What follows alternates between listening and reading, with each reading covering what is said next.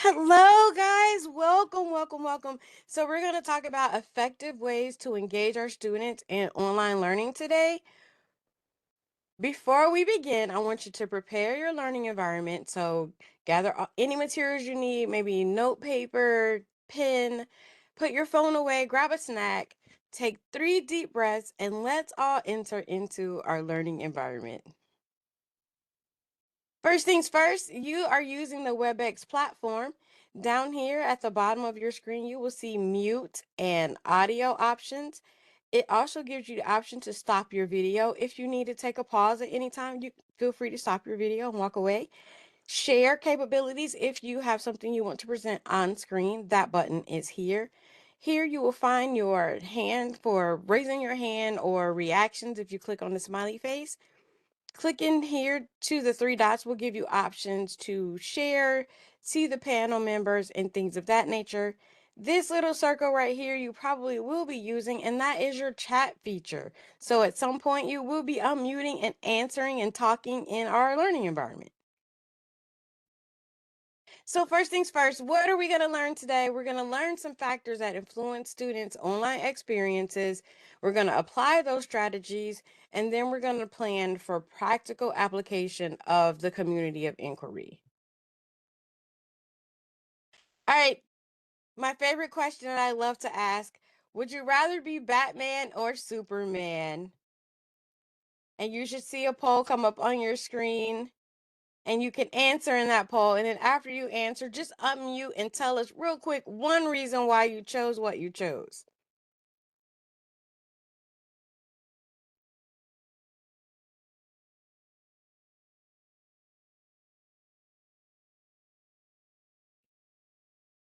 All right, so I chose Batman because I just like him in the movies. I think he's got a sweet story, and he's kind of got like two personalities, I guess. I mean, Superman does too, but I guess I like Batman's cars and vehicles and all that stuff too. It's all Batman themed, so that's why I went with that one.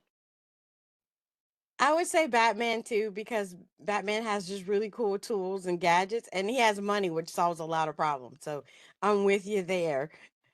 Well, the All money's right, a so good reason. I like the knight, so that's why I chose Batman. okay, I like that. All right, so why does interaction matter? We just interacted together and it makes you a little more relaxed. It drives motivation. It makes students want to engage with us in our learning environment because interaction reduces the isolation and it supports deeper learning. So, what are effective engagement drivers? We know that proper instruction, of course, is a big deterrent for misbehavior. So, when we're talking about driving engagement for our students in our classrooms, we want to make sure that we have quality content. We using our teacher presence, as my college professor used to call it, our teacher power. We want to use those tools of interaction. As much as we can get our students to talk and interact with each other, the more engaged that they become and they don't get to be like stagnant and distant from your learning environment. Of course, we know that group discussions, games, community activities are all things that help our students stay engaged and socially interact with each other. So, in this digital framework that we're working with in our digital learning environment, we want our learners to interact in 3 ways. We want them to interact with the content, we want them to interact with us as instructors, and then we want them to interact with each other. So, knowledge check. You should see the poll launch on your screen and just tell me one thing, one way that we want our learners to interact with each other. What is one way to enhance that social presence?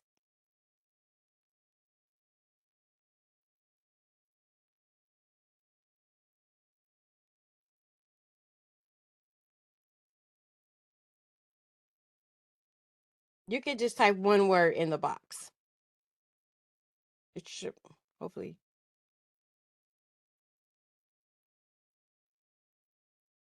I love that. Those are both great ideas. So, group projects, games, discussion boards, perfect ways, working with others, giving introductions are great ways for our students to interact with each other. So when we're talking about interacting with the content, we want our learners to take control of their readings, their homework, using those strategies that work best that we've learned about in our other classes, retrieval practice, note taking, flashcards.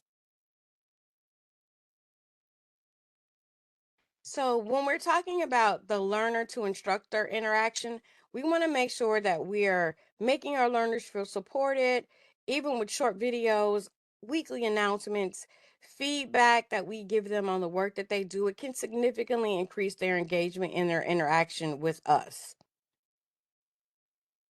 And finally, bringing this three tribe to a close, learner to learner interaction. We really want to create a collaborative community within our classroom.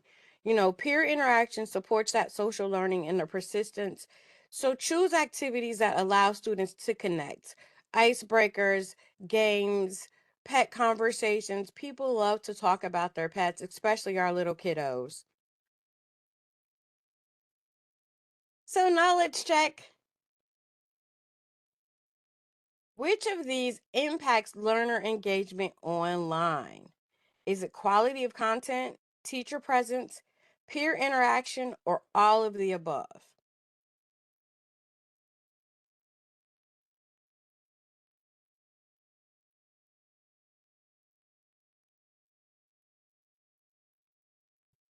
Very good. All of the above is correct. Quality of content, teacher presence, peer interaction, and good use of technology are all tools that can impact our learner engagement online.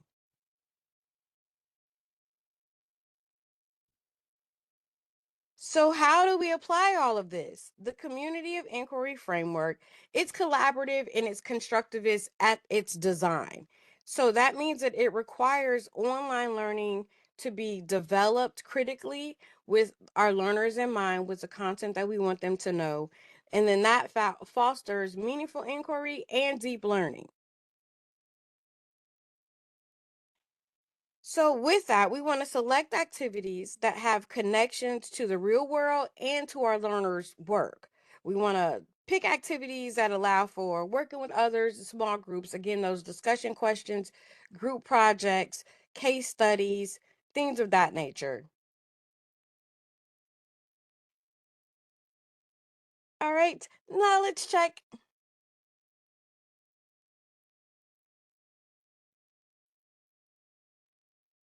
Fill in the blank. Teaching presence is design and organization, facilitation, and what else?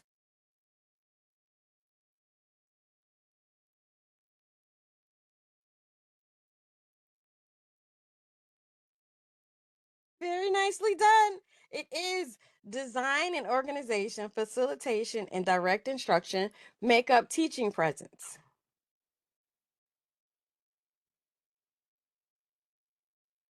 So the key things that we want to remember in our digital learning environment is that effective digital learning doesn't just happen by accident. We have to be intentional with our plan, with our design. We have to create activities that foster interaction with the content, with us, and with our students as a whole.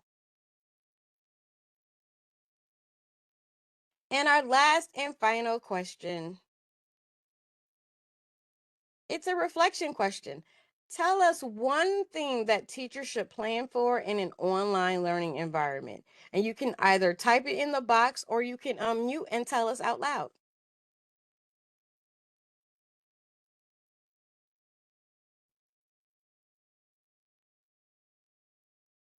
I'll just talk mine out. I said like planning activities where students can collaborate and discuss things, and then also give them feedback on those discussions when they interact with each other.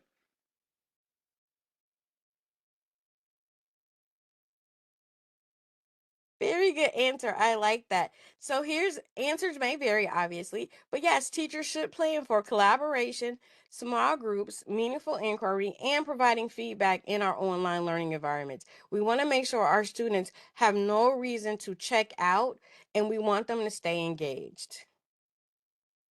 So, if you'd like to learn more about digital learning environments, here are some books that I recommend that you check out.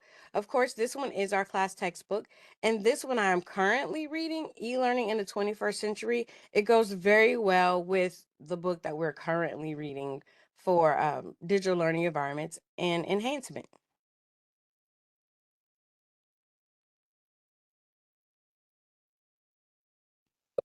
All right, Very thanks. good.